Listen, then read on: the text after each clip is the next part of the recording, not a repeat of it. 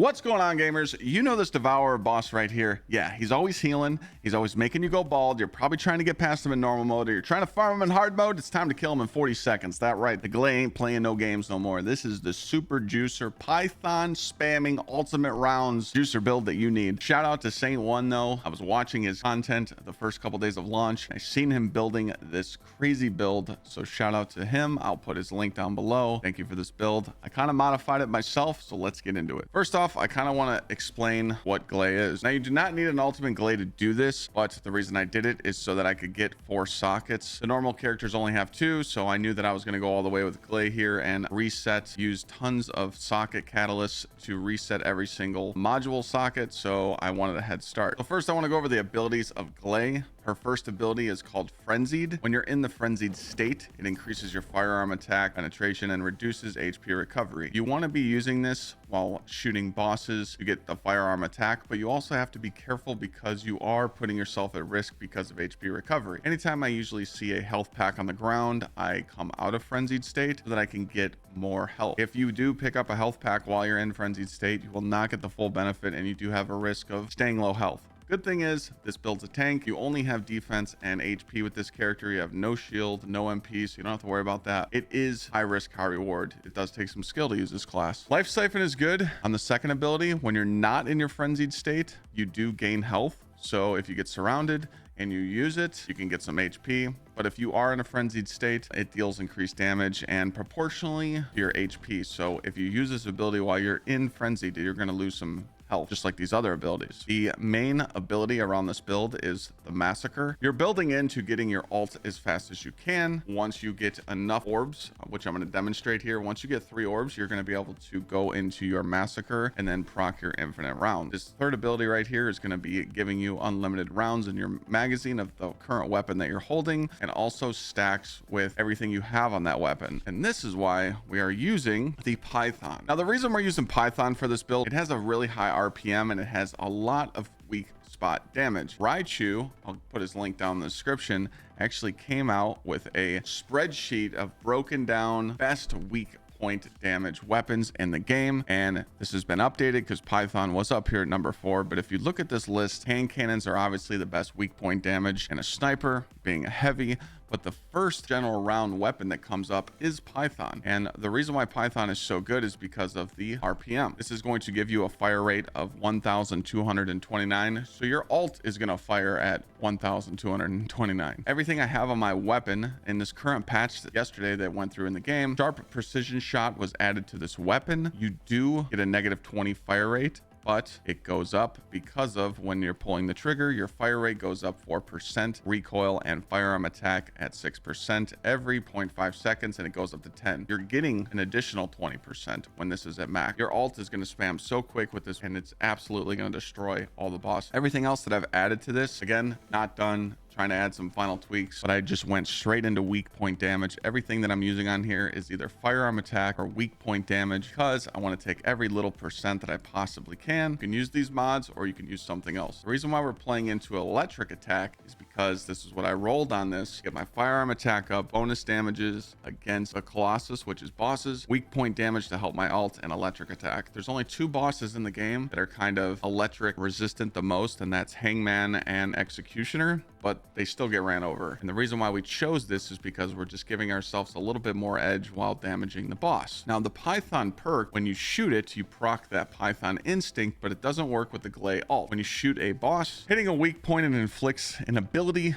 called Prey. When you shoot a boss with this, you have to consistently shoot. It only lasts for a second, so just spamming it nonstop will keep Prey active. It makes it so bosses are non-attribute resistance, which you are, and toxic resistance. So this weapon on like a Gley or a Valby would be viable as well. But again, we're not really using the weapon for this perk. We're using this because of how it scales with the ult and the perks that we have on it. Now, what do you do if you don't have Python? Well, you can go get yourself a Blue Blood Bloomer. This has the same RPM as well, and you can run the same mods. No difference. You just have a legendary instead of Python. If you want to run Vestigal Organ and spam grenade launcher shots, I'm sure you've seen plenty of videos of that. You can use it. Me personally, I don't like breaking weak points of bosses. As you saw there in the beginning of the video, jumping on a boss, grabbing that weak point, breaking it, stunning a boss and dropping them, and being able to melt health and set your team up for a DPS phase is, to me, better than just spamming GLs. But if that's the kind of build you enjoy, run it. So instead of a hand cannon, I'm playing into Eternal Willpower here because this is my favorite gun in the game. This is the not finished weapon. I need to re-roll it some more. We definitely want to play into crit rate here, rounds per magazine,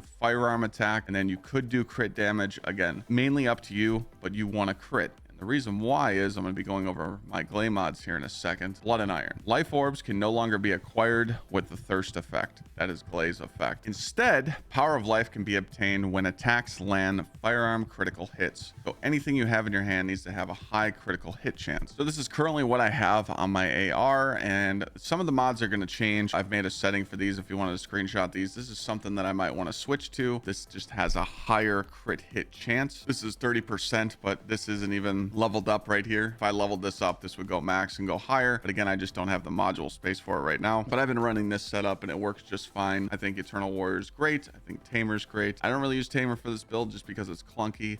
I feel like it's mainly for like a bunny or a tank class like Ajax or Kyle, but hey, if you like it, you can use whatever you want. When I shoot this gun, I just feel like it's really smooth. So again, let's just explain everything real quick. I'm just going to run up here. When you see an enemy, I'm actually just going to waste everything right now. That orange bar down below, that is full. You're never really going to fill it all the way, but in some fights when you're playing with your friends, you might be struggling with a boss and have more crits. More crits are going to charge that meter. So when you activate your frenzied state right now, it's just going to stay there. I just pay attention to if her hair's white or not. It's kind of cool. You know, you're in your frenzied state if her hair's white. So when you're in this state, you're mainly going to be spamming your AR and getting your crits so you can charge your meter. When it's time to do your damage, make sure you hit your alt. Now I have the alt weapon out. I can't shoot my gun. If I do, it's going to ruin everything. And then I'm going to activate ultimate rounds right here. And then I just spam.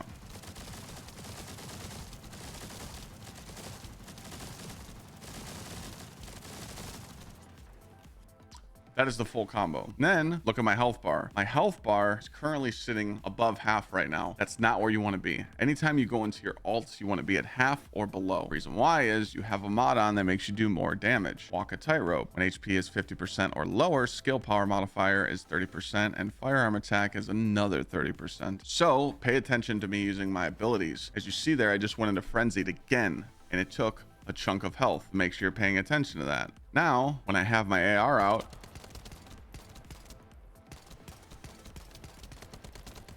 I'm just going to be shooting. There you go. You see as it's filling up. That's blood and iron filling up my orbs. I just call them orbs. As soon as I get the 3, I'm good to go. So now we're going to activate alt again. And as you see, I'm taking more damage. This is where you want to be. So mainly when you come out of a DPS phase, you're going to be 25% health, so you have to be careful. That's all you need to do for the rotation. It's pretty simple to learn. And then if you saw a health bar here, you could you know, come pick it up and then go back into your frenzied state. Just pay attention to your health, but it's pretty simple. Again, just getting your shots and doing the rotation and getting used to it.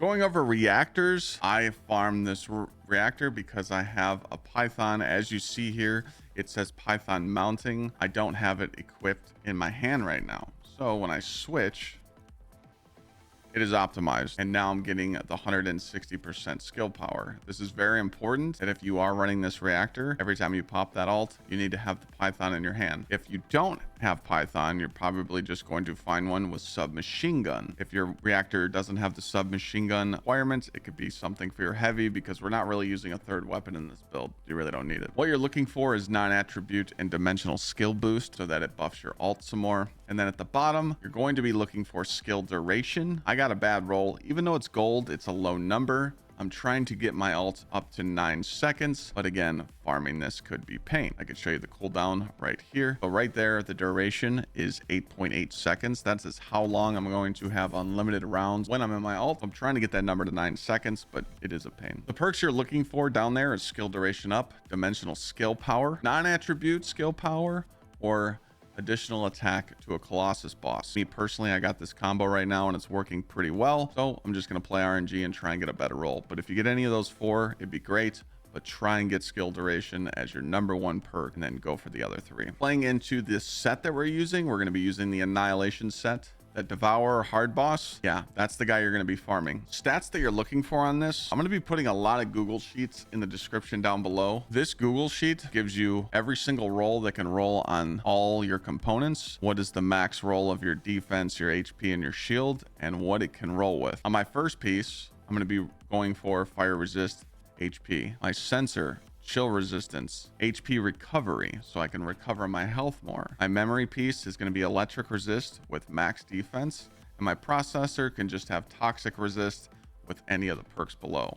So as you see here with my gear, it's not really the best. I do have the max HP. I got HP recovery modifier. I do have defense, and I do have toxic resist, but again, it could be better. Why? I don't have Annihilation set yet. I haven't even made it to hard mode Devour. That's okay. Just look for those perks that I just mentioned. Play into high defense, play into HP, and when you get the Devourer, you'll be able to farm this set. Speaking of stats wise, you want your defense anywhere between 40,000 and 50,000. Anything over 40,000 is like a diminishing return, so I kind of stay on the 43k mark. You do have 15,000 health with this build, so you are a tank, and then playing into your skill power and your firearm attack as much as you can. Finally, let's go over these Descendant modules. Again, this was a grind. The reason why I want the Ultimate Gley, I want to point out you do not need it. I just did it so that I can socket every module quicker. Like I said, every single slot is socketed. The reason why I don't do the Transcendent mod is because I have plenty of room for my mods anyway. So again, Blood and Iron. This can be obtained by killing the hard mode obstructor boss. I can show you where that is. This boss right here. Kind of a pain to get there and find a team to beat it on hard mode. But we're going to roll the clip right now. This is how I got my Blood and Iron. I actually went over and broke down 4 mods that I had of extra, and I combined them, and I got lucky. I don't want to say this was luck, but I actually got 3 Blood and Irons doing this. If you're trying to farm a boss that's easy and you know he's dropping those red Transcendent mods for other characters, you can go combine those modules and try and get lucky to get Blood and Iron. You do not need this for the build, but it does make it a lot easier. If you don't have this, you're going to need to get kills for Power of Life. And if you're doing bosses, there might not be a lot of enemies, so you might struggle with this build, and that's okay. Maybe you're playing on a character right now and you're able to farm this mod and then switch to Gley. It's totally up to you. Skill extension, skill duration. We're playing into keeping those rounds up so we can spam and kill the bosses. HP is a must. HP and defense, I mean, these are the only 2 stats that the Gley has, so please make sure you have these on. Huge increase to your build. Stamina, again, more HP, and we're getting skill duration. Walk a tightrope. Have fun farming this one. This is where your damage comes from. When HP is lower, you're going to get that skill power modifier and also attack. Outstanding investments, skill duration, again, more HP. Just stacking that to make you more of a tank. Focus on dimension. Dimensional skill power. That's scaling with our alt. More cooldown. Dimensional master. Skill power again. Dimensional skill power modifier. See what we're doing here? We're just stacking it up, getting all damage we possibly can. Remember how I told you using Gley's abilities takes some health away from you? Well, this is how you're going to get it back. When defeating an enemy, instantly recovers 9% of your HP, and the cooldown is 2 seconds. This is how you're going to stay alive. It's how you're going to control that 50% health bar and make your damage go higher. So I like to sit around the 75% health range, then I can proc walk a tightrope. And lastly, MP conversion. The skill cooldown is 36%. What is huge here is that this skill cooldown, this MP conversion, actually puts a lower cooldown on your Blood and Iron, and that's how you're able to get up your Power of Life orbs to rip your ultimate faster, consistently, and bake bosses. State alert, this just happened today with more testing. We went for skill duration to put this over 9 seconds. You get 9.8 if you have skill duration on your reactor. If you want to take this off, you can put on double damage like non-attribute and skill damage attack to Colossus. To juice your damage, you will not lose a lot. You will be losing like a half a second, 9.3. But it's still better than your original time. Changes on my AR that I made today, I just went into more anything that gave me arm critical hit rate. So I definitely put some of this stuff on because we want to get those crits to proc blood and iron. And then on the Python, since we rolled the god roll here with firearm attack, bonus damage to bosses, weak point, and electric attack, we're going to be swapping some mods out that I showed earlier in the video. You're going to end up playing into electric enhancement and electric priorities, so you can just juice the bosses more, and putting on fixed shot. We don't talk about this slot. We know that there's a red number behind it, but that's okay. We'll fix it later. But we're getting recoil and more weak point damage. The more weak point damage, the more better your ult is going to do against the boss to meld. Hopefully you guys enjoy this Gley build. I've been enjoying First Descendant, grinding these characters. So much to grind, and this is probably going to stay my main. I'm going to maybe switch to Kyle next and do some crazy Thunder Crash damage. This build is the bee's knees. It's melting bosses. Enjoy it, gamers, and I'll see you next time.